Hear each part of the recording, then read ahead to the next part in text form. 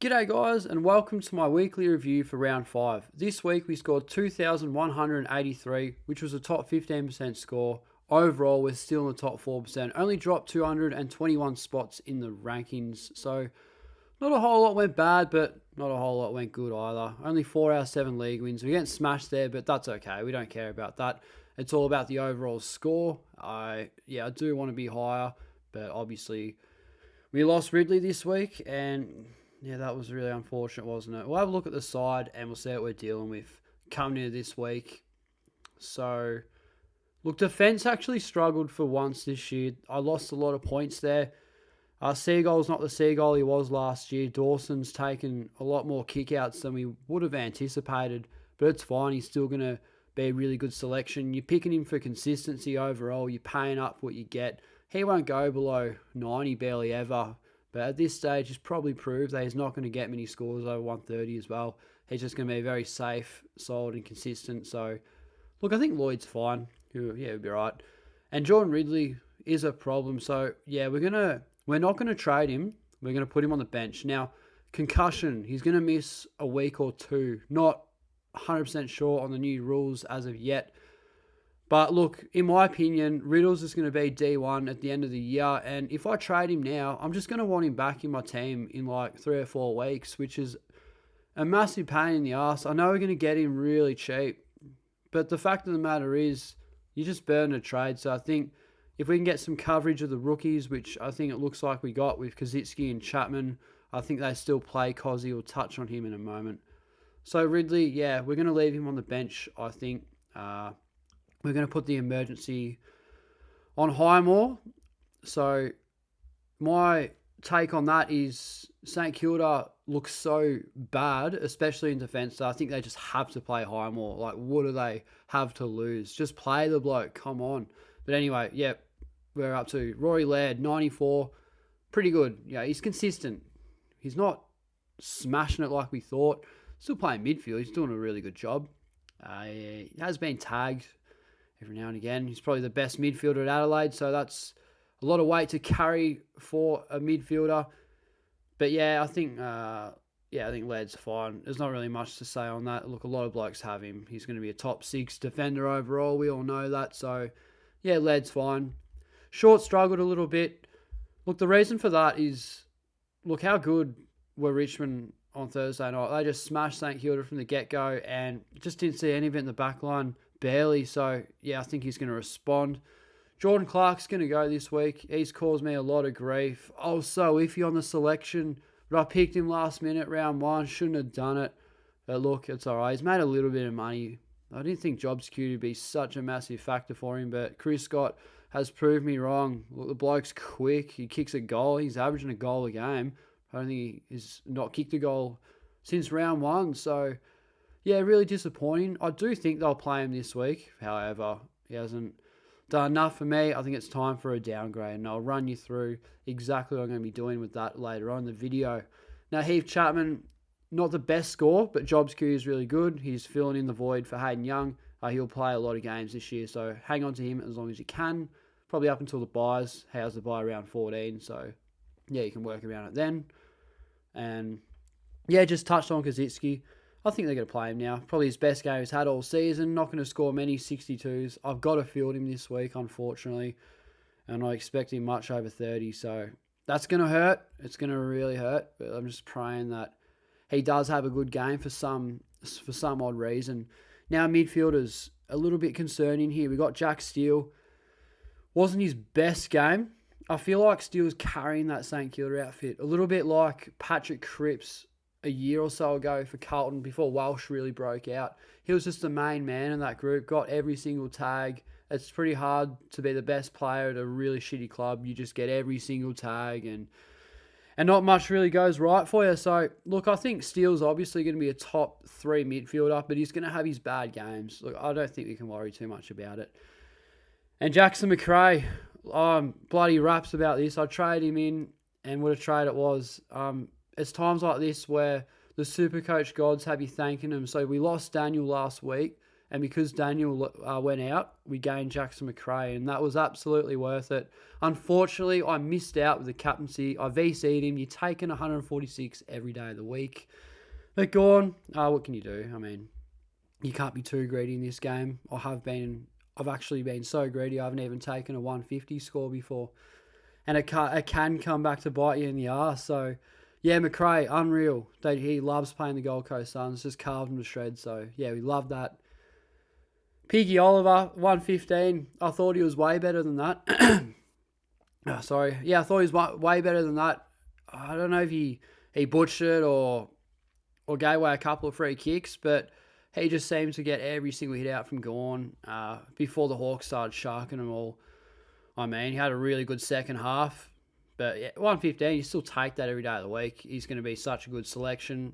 Really happy I got him in my squad. Zach Merritt, really nice. Put together a couple of great scores. Now, I am surprised about it. Didn't think he would go well against the Lions. I thought they'd just smack him in the midfield. But yeah, it did really well. Danaher smashed us in the ruck. So yeah, he must have been doing a few things right. Look, I know I'm an Essendon supporter, but I didn't watch any of that game really. A little bit. I wasn't paying much attention. We were never in it from the first bounce. So, but yeah, I'm taking that every day of the week. Really happy with Zachary. I think what I like about him the most, it's not his scoring potential. Look, yeah, he's not going to go too bad or too good, but he's so durable. He's going to play all year. He'll be your top 8, maybe 8th best midfielder overall. So the insurance of having Merritt is pretty good. He's a low risk pick. So and he's a bit of a pod as well. So when he has a good game, you're going to get a good score. So yeah, I'm pretty happy with him.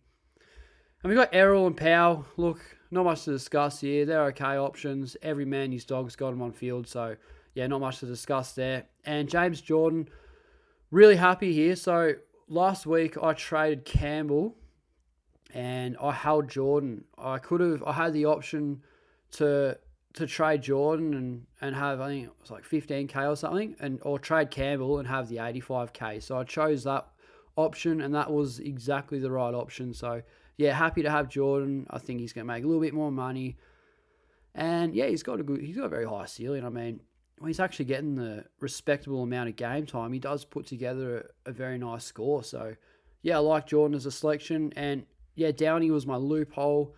I've just got my fingers crossed that this bloke actually plays. He's got a high ceiling from the draft last year, and I know Hawthorn are like with their rookies. They've been playing him, but gee, they can be real. What's the word I'm trying to think of? Conservative with who they play, and maybe Downey's not ready. If he hasn't played now, it's going to be really hard to see him actually get a gig throughout the year. But anyway, and we won rookie roulette. We got Scott 61 over Berry's 31, which was, yeah, really nice. Gained extra 30 points there. So, yeah, all's well there. And into the rucks, I think we're doing really well here. Set and forget. What else can you say? I mean, if you didn't set and forget and you roll them with someone else at R2, you're going to lose. You're going to really struggle. It's going to cost you a lot of points. And it just shows. Gone. 751k. If I'm not mistaken, that was his starting price before 2021.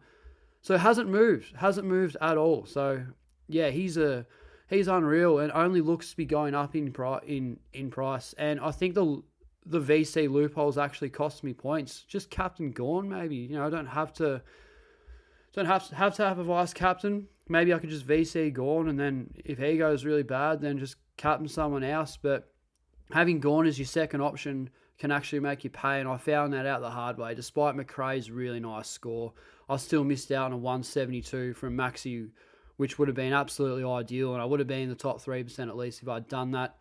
And Grundy, not too bad, very stiff here. The bloke was on, I think he was on about 90-something at halftime. Crazy stuff, but Nick Nat got going and really started to match him. That's fine. They're both going to average very good numbers. Our forward line, Josh Dunkley, yeah, super stuff. The only reason he didn't score 200 is because of his disposal efficiency. I checked it three-quarter time. Wasn't three-quarter? Yeah, it might have been. And he was on about 54% disposal, which is just crazy. He kicked 2 goals, like 28 at the time when I saw, and yeah, he was everywhere. He just did everything right, and super happy with that selection. If you don't have Dunkley for some reason, do whatever you can in your power to get him in your team, because he's very, very costly and he can make you pay more often than not. So, yeah, love Dunks, and yeah, what a good selection. Very happy that I backed my gut and started him.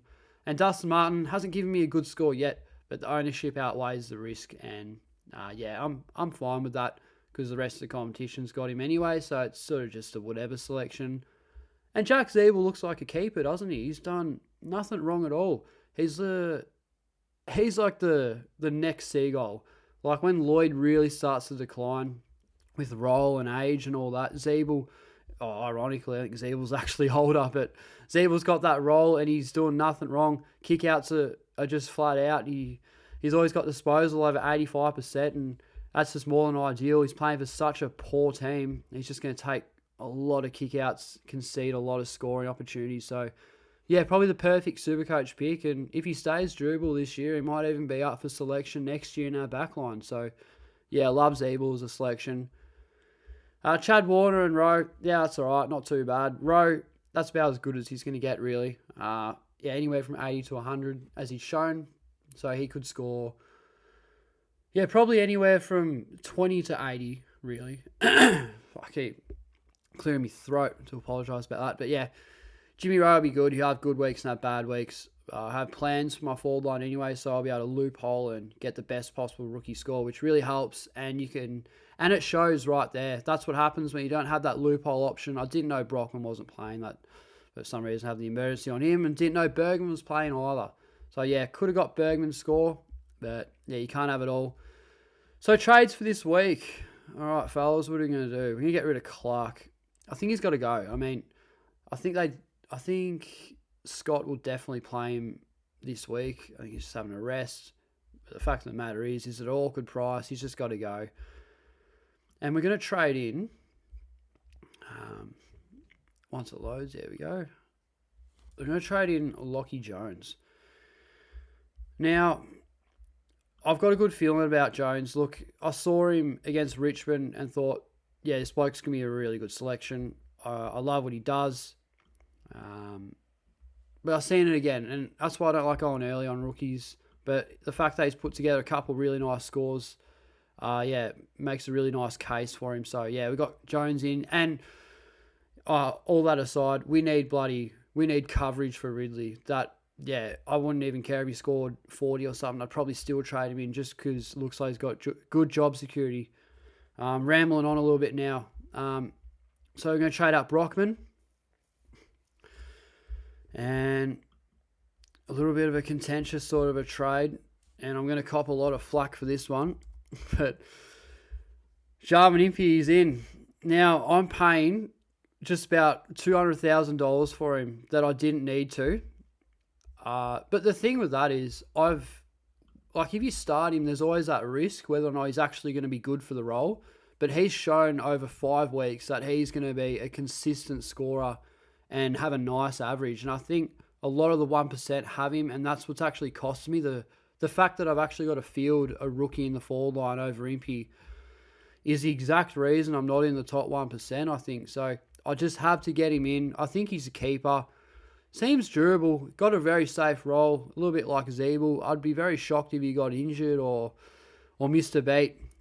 Didn't go up a whole lot because of the 84. Still got so much more money to be made. And for a low 400k, I'm taking that every day of the week.